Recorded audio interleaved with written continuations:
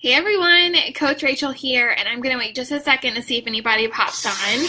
I am doing my live broadcast from my computer tonight, so we're going to see how this goes. Except I accidentally invited someone that, oh well. Hope everyone is having a good evening. Gonna see who gets on. If you're on, make sure to say hi.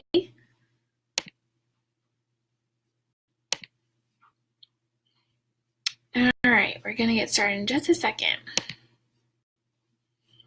All right, I have one viewer. If you're on, make sure to say hi. So I'm doing this from my computer for the first time, which is so much easier because my phone is dying. Okay, it's Laurel. I had a feeling. Okay, good. So this will be very helpful because my phone has no battery, thanks to my wild child. Okay, so tonight, I know that we're doing team calls a little bit differently. I encourage you to share if you're struggling with this topic. Ask questions, doesn't have to be related to the team call. I'm going to try to record this and upload it to YouTube so anybody can watch back from there as well. But I'm going based off the topics that you guys put in the team page. So my goal, I know a lot of you had concerns about follow-ups and things of that nature. My goal is to talk about that on our next team call when we're all together so that you guys can ask questions. So tonight I'm talking about challenge groups. So for the newer coaches, Laurel, if you're on, can you make sure to tell me if you can hear me, if it's clear, if everything's good? So the coaches that have been around for a little while have probably experienced some of this growing pains, I guess you could say, for coaching and challenge groups and things like that. Okay, thank you, Laurel. So a lot of times with challenge groups, there can be seasons of a challenge group where things kind of get a little rocky.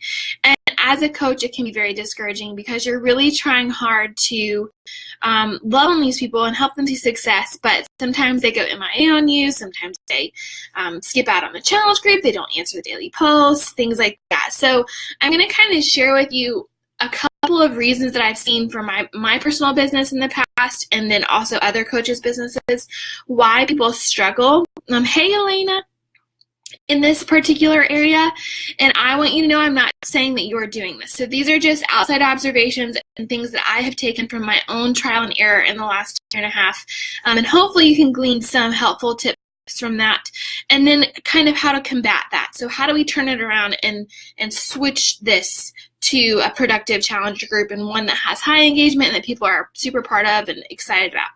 So most of you, I think there might be one or two that are not in this group yet because they're still completing the Fitness View Challenge, but most of you are in my grads page, my Restoration Nation family page, and that's my reoccurring monthly challenge group. And I want you to know that I'm going through this season with you. So you're not alone in the fact that you are maybe struggling with challenge group engagements. Some of that is the time of year. So it's back to school, people are not focused on their journeys, things like that. And so that a lot of times this time of year, you'll see that happen a lot during holidays, things like that. Hey, Amanda. So that's not uncommon, but there are some things that I've kind of been doing a gut check on this myself from a different perspective. My group is really big. It has almost 200 people in it, but my engagement has gone from like 50 to 60 comments a day down to like 20 comments a day. And while that's still good by most standards, it's not how I want to run a challenge group. I feel like I've got a heck of a lot of moochers in that group, and so I'm currently doing some reflection and maybe going to do some things that might upset some people, but based off what I've seen, I have to make changes. You can't continue as a coach to do the same thing and expect to get the same result. People's circumstances change, their life situations change, things like that. So here's a couple reasons why engagement could be low.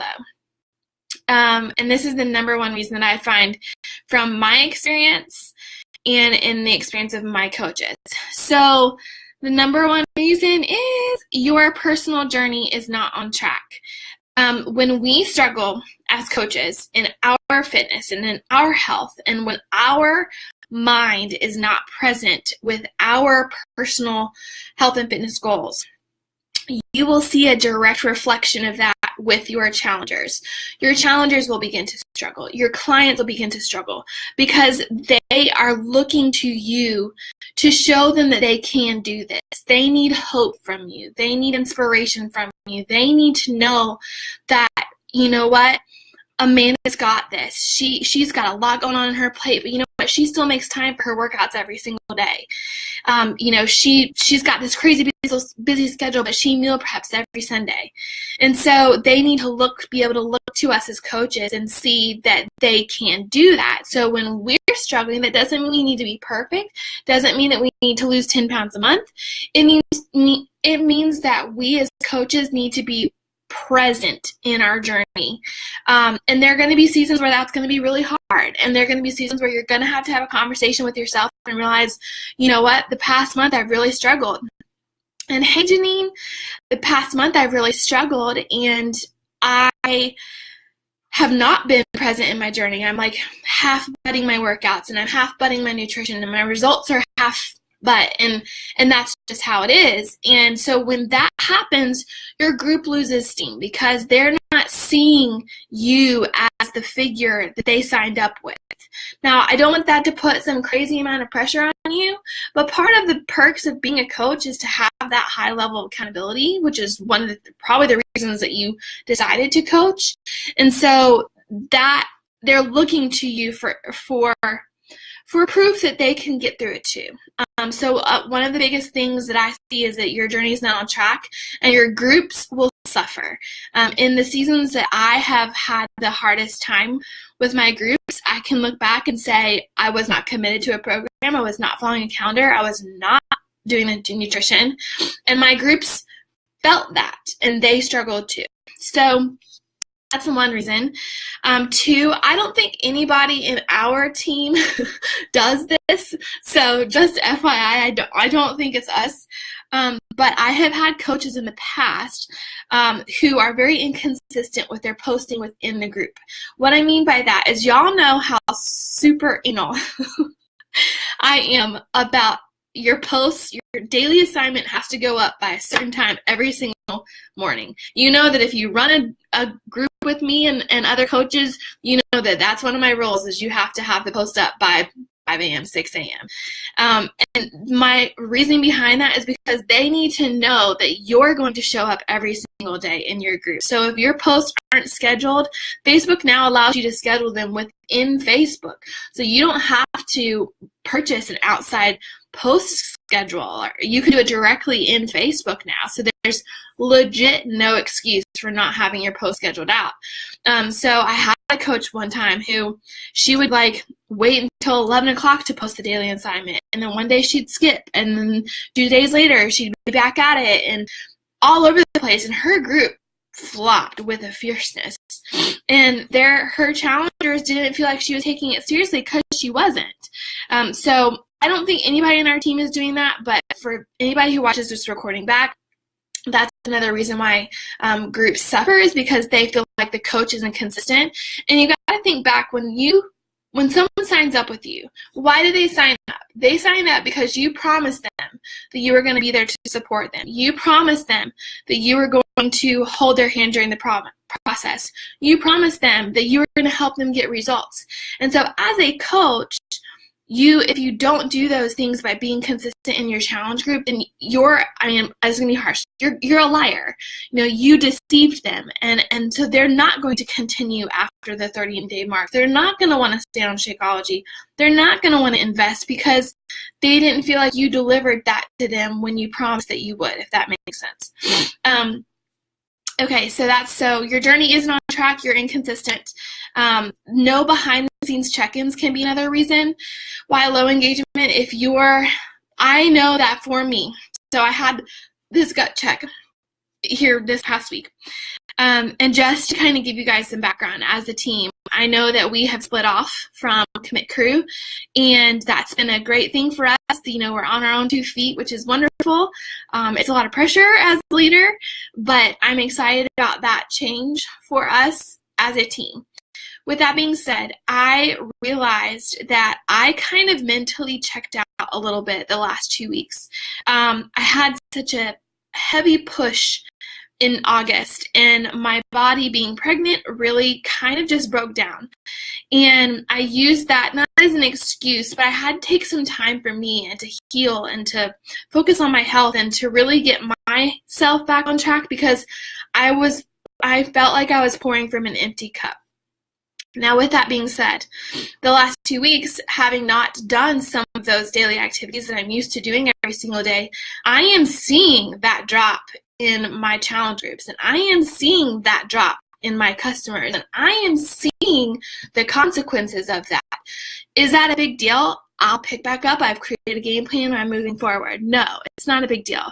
But I have to take responsibility for that, because I am mentally checked out for 2 weeks. I did my best to support everyone that I had brought on with Fitness Feud, so I'm checking in with them. But as far as my other clients, I have not stayed on top of Team Z, and so my check-ins behind the scenes have become less frequent, and I'm not helping them as efficiently as I know that I am capable of. And so if you're not checking in behind the scenes with your challengers, they're not going to feel like you care. They need to know that you care outside of just the big group.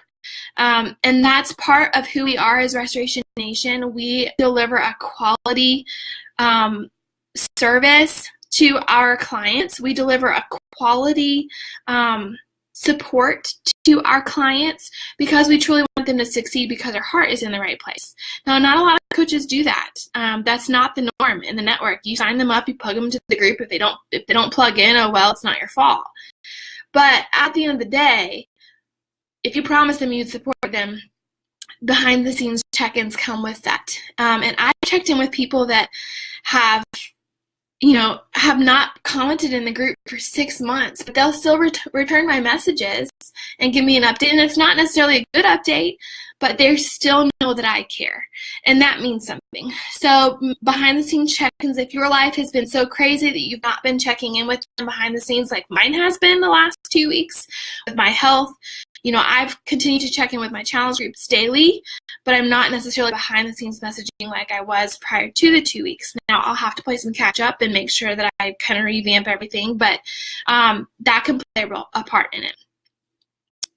So this, I don't know if y'all saw the video in the Beachbody Champions page, but there's a coach, and I actually modeled our Fitness Feud challenge group after her.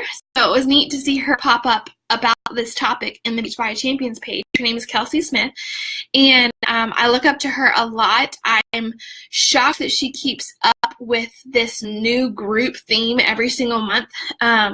But she did a video today, and I'm not going to go over everything that she shared in it because y'all can just go watch it, and I'll share it in our team page too. But her video was on point, and I had this same light bulb moment a few months ago, back in June actually. I realized that I was bored with inviting. I was bored with having to, it just felt like drudgery. I gotta invite 5 people today, gotta add them to my challenge group, everything's the same. And while that's fine, what I'm doing in Restoration Nation Challenge Group is fine, I wasn't excited about it. And so that excitement wasn't present when I was inviting or when I was sharing on social media. And so it was a lot harder for me to hit the numbers that I want to hit.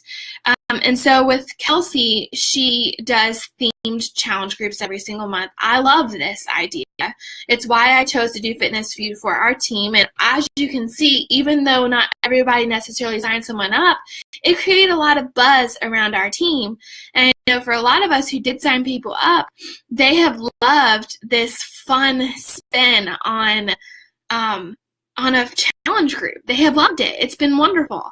And so if you're bored with your challenge group and you're doing the same things that you've always done, then you're going to get the same engagement. You're going to get lower engagement because you become predictable at that point, and there's nothing really for them to check in on.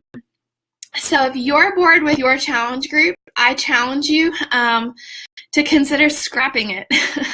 I'm actually considering doing that with my personal challenge group right now. I don't know what that looks like, but I'm really tired of 150 people seeing my post and 30 people commenting. And while those odds are still good, I have a higher standard than that. And I want to work with people who want to work with me. And I don't want to devote my time to people who aren't going to appreciate my time. And I'm tired of being used. And so I'm having to do these gut checks. So you can think outside the box. If you love a TV show, if you love Friends or you love Gilmore Girls or whatever, base your challenge group around that and do a themed. Is it going to be extra work? Yes. I will tell you, Fitness Feud about killed me with the amount of extra work, but I wanted that to be like, I wanted you guys as the team to have everything taken care of so that you could rock that group and crush it and know that you are delivering a high quality service and that we were kicking the standard up as Restoration Nation. The problem with that is that I'm only going to run one of those groups a quarter. So I'm already thinking out for another team challenge. Hey, Nikki, another team challenge that we can run every single quarter. So I've got some things in the works that I'll roll out. It'll be the same kind of concept as Fitness Feud, but that was a lot of legwork on my end to pull together, and I was really drained. Now, so I'm taking a different approach for September. So I'm hitting the reset button, and I know that in my life, I'm struggling to balance life. I'm struggling feeling like I don't have anything to give to anybody. I'm struggling feeling like I'm so tired and beaten down by just stuff. Like, it's not even anything crazy. It's just sometimes you go through these seasons where you are so busy focusing on other people that you don't take care of yourself. And so I'm in that season, and being pregnant, it's not a good thing. And my body responds to that. And so I am running a group in September that is solely focused around moms and taking care of themselves. I'm going to structure it like a normal challenge group. I rewrote all the posts. But I'm not going crazy with like the point system and a Fitness Feud tracker and things like that. Like, it's not going to be as extravagant as it was with Fitness Feud, and that's okay. But it's something that I'm now excited to invite to, and I'm excited to find people to link arms with me during this challenge, because I know I need it, and I want other people like me who I can love on and support too. And so if you're bored of your challenge group, the whole point to all of that, if you're bored of your challenge group, then they're bored of your challenge group. So if you've been doing the same posts and the same strategies and they're not working, that might be a reason why. Maybe you need to do a theme for a week. Maybe you need to gut the whole group and kick out anybody that's not participating. You know, I can't tell you what to do. I can give you guidance. I've never been super hardcore about people in my groups participating. It's when they ignore my messages behind the scenes that they get the boot. So when they stop talking to me behind the scenes, when I reach out to them to check in on them, then I will kick them out of the group, because after a certain number of check-ins, you just won't own up to the fact that this isn't a good fit for you. So you're bored, they're bored. Now, there are two things that they're basically the same thing, and you can control this part of your challenge group. Number one, you don't have the right tribe. Your tribe is going to love challenge groups. Your tribe is going to thrive in challenge groups. They are going to rock and roll and want to be present every single day. And it took me an entire year to grow a community that was like that. So it was not something that started and instantly I found 25 people who love it and want to check in every single day. It was constantly adding new people and constantly people. It's like a revolving door. I'd have a whole new group of people, and in 3 months they leave, and then I'd have a whole new group of people, and in 3 months they leave. But eventually you find your lifers. So some of you, just time is against you. You just haven't been around long enough to find your tribe. So you just keep inviting, you keep working to find your tribe. But the biggest thing that I can say that you can control is when you do not have fresh blood in your challenge group, your group goes dead. Nobody cares. Nobody wants to check in. You're the only ones posting sweaty selfies because nobody's excited to be there. When you're constantly adding new people, maybe once a month, maybe every 2 weeks, maybe one a week, if you're working to add new people every single month, then your people who have been watching in the backgrounds but not posting are going to see those new people plugging in, and they're going to see those new people getting results. They're going to kind of get jealous and are going to want to recommit, and it provides life to your group. If you have the same 25 people in your group and no one is participating, unless you get new people, it's always going to be that way. So I would encourage, that's why your power hours are so vital. That's why inviting is so vital. That's why sharing your heart on your page is so vital, because it gets new people involved in the ministry that you have, and that's important. So I'm going to wrap up here in just a second. If you have questions, please pop them below. I know I still have a couple people still watching, but I wanted to address that, and it's not in a judgmental way. I don't want you guys to feel like I think you're not doing well with this. It has nothing to do with that. It has to do with I've been around long enough as a coach to know what things have worked well for me. I'm honest enough to tell you where I'm struggling in challenge groups, and I don't know the answer to my problem with my current graduates group. Every month, I've been around long enough that my challenge group strategy is I run my grads page every month, and then I have a new group every single month. So I do 2 groups, which I don't recommend as a new coach. But after about a year, I started running 2 groups because my grads group was good enough to be on its own. So I have had this kind of strategy where I'll run the grads group every month the same way, blah, blah, blah, blah, and then I'll run a new group, and then I'll start dumping those new people into the grads group every 30 days. We'd have a new batch of 5 to 15 new women. And so that was keeping the blood up, the fresh blood feel up for a while, but I feel like I need to do some cleaning house with my grads page, and I want people to value what I am putting out, because every month I rewrite the content. It's not like they're seeing the same posts every single month, and I know that our team does that. So I don't have it all figured out, and this is part of being a coach and feeling forward and figuring out what does and doesn't work for your business.